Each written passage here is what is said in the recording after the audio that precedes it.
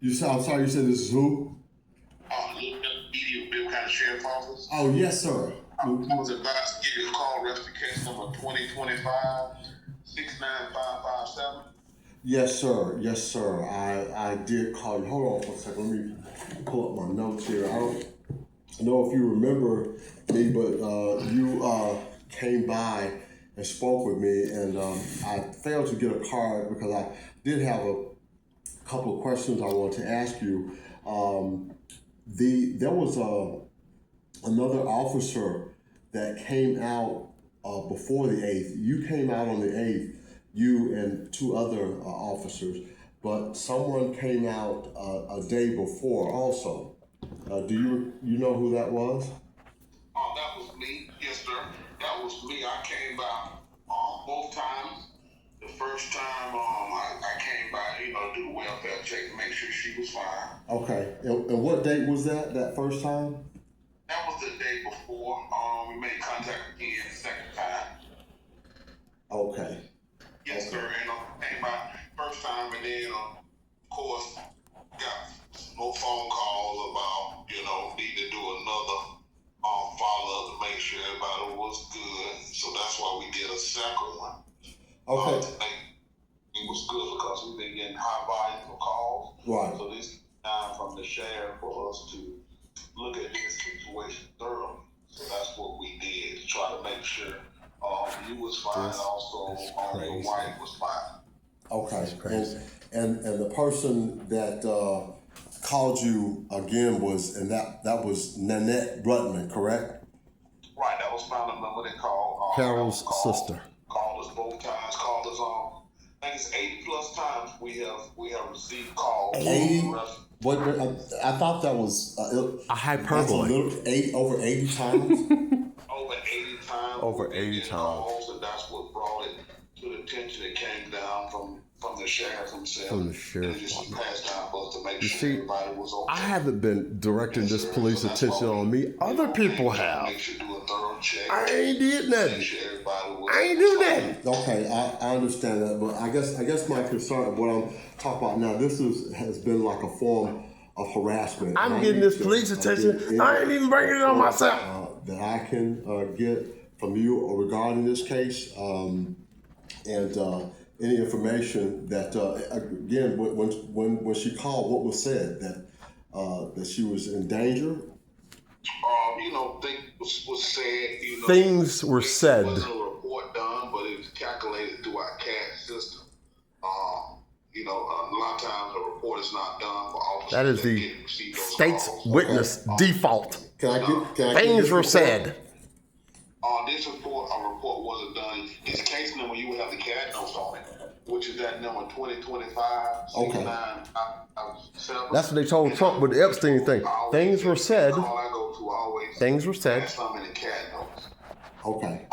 Things were said. We actually do a report because wasn't an arrest made, but these notes were to sort of Things tell you were said. what happened, the beginning, the results, what did I find doing my checks.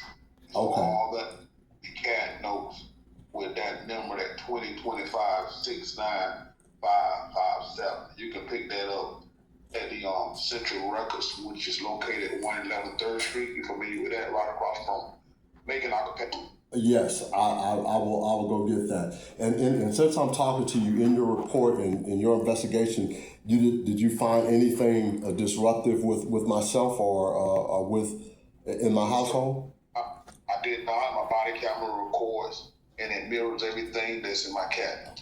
Yes, sir. Okay. So thank you so much. My pleasure. Take care. Take care.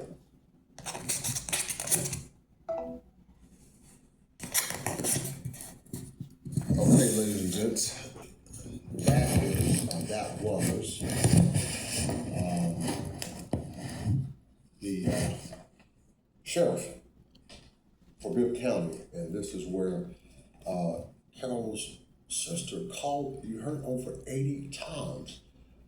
Over 80 times. I find that.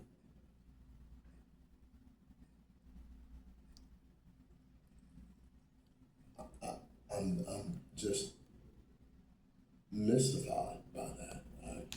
Speechless even. this is supposed to be, we're supposed to be connected spiritually. How is that even possible?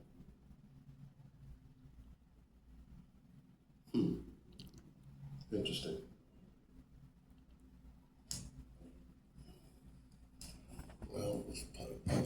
Well, Judge, you heard it for yourself. And the reason I have to get like Leo gets and Lethal Weapon, you know, this is so, it's like, okay, listen. This is how crazy this is. She called over 80 times. And let me tell you why she called over 80 times. Her sister was aware that when the elaborate subterfuginous situation that her sister did with attempting to get me locked up, but in fact got herself locked up, stayed in jail for over 40 days. I was out in 3, and that was strategically done to get me arrested. They immediately saw that they were wrong and locked me up. In fact, just now, I am happy to report that I called in to find out what was going on with my case. Because I refused to plead guilty, I told them to take it to trial. They did what's called a Norcross closeout against all accusations. I guess all charges have been dropped to me. There's nothing against me now. It has been dropped. I'm happy to report that to you all. Having said that, am I wrong?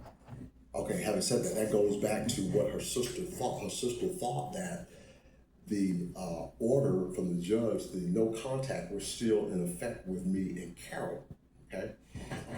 So that's why she was trying to get the police to come out here, and if I was with her, they would immediately lock me up. Now, what you don't know is that in court, I was able to argue and get hers dropped off with respect to me, but I couldn't argue on my own situation. So mine was actually still in effect, even though I got hers off. And again, her sister knew this.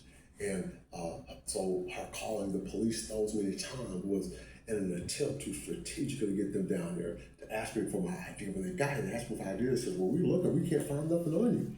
He said, there's nothing. And that's because it had been closed out. Hey, all praise and glory be to our loving Heavenly Father, Jehovah, and His Son, Jesus Christ, who are having our backs on things, Ain't that right? Let me throw this so crazy that I have to share this aspect of you to show you the insidiousness of what Nanette Rudman did. Carol went into the hospital for something that was going on with her. Nothing connected to anything with me and her or her being hurt by me or anything of that nature. She just went in. Now, Carol had not been talking to her sister for 2 weeks because Carol said that, her opinion, she notices the things that our sister Nanette Rudman would do was not right. In fact, Nanette Rudman is one who took her down to the police station when she had that stuff broke out on her neck and told her to tell the police that I choked her. I have this on tape, and Carol was saying the same. Okay, I'm stopping it. Oh, I'm stopping that there to also include in there. And this is very private. If you're listening to this, you're one of a few people that are listening to this. But I wanted to point out that, oh dang, I forgot what I was going to say. Oh, okay, I know what I was saying. So when she had the stuff broke out on her neck, and she went to the hospital, her sister Nanette took her down there, told her to tell. I say it in there, told her to tell her that that I choked her. Well, this caused trouble for me on the congregation level. The elders were thinking I choked her, and he wouldn't call on me from the stage, and that was a big mess over at the. I'm like, why is he calling on me? And then the people at that congregation, they were like, because they enjoyed my comments, and they were like looking back and almost pointing at me because I was just doing like this. I was in the middle because I wanted to see if he was deliberately doing it. And then I went back into the back, and this other elder told me, "You go back out there and see if he does it again." And I said, "No." I said that would be good because now the congregation, the people, the parish, they're seeing it, and that wouldn't be a good thing. So I didn't even understand why he would tell me to do that anyway. That was another elder. So, but anyway, long story short, that was Brother Hawkins. That was that deal with Brother Hawkins and Castleberry and that crew over there. No. So anyway, that's done. Okay, back to our story. Then told her to tell the police that I choked her. I have this on tape, and Carol saying the same. So, so the point I'm making here is that, so Carol was in the hospital for a couple of days. I think it was due to stress and stuff that's been going on. And my sister called not once, didn't call her phone, didn't say, to pick up the phone and say, "Hey, I'm concerned about you. How you doing?" None of that. Now, this is according to what Carol shared with me, of course. She said she hadn't called me. And she said that the day that that first officer came and did the welfare check.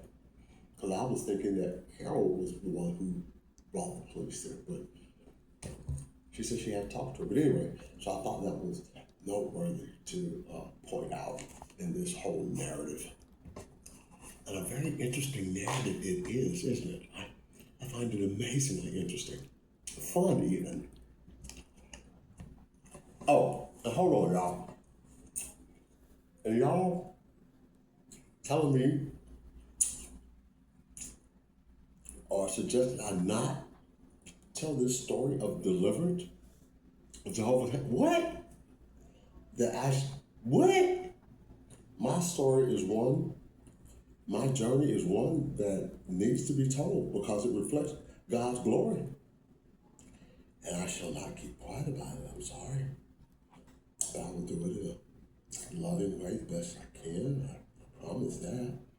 With integrity, and I'm trying to get a client here. But yeah, dude. Yeah. Just like brother said, don't tell nobody. What? Don't say that you were already thinking that way. He said, don't tell nobody. What? Don't say that you were already thinking that way.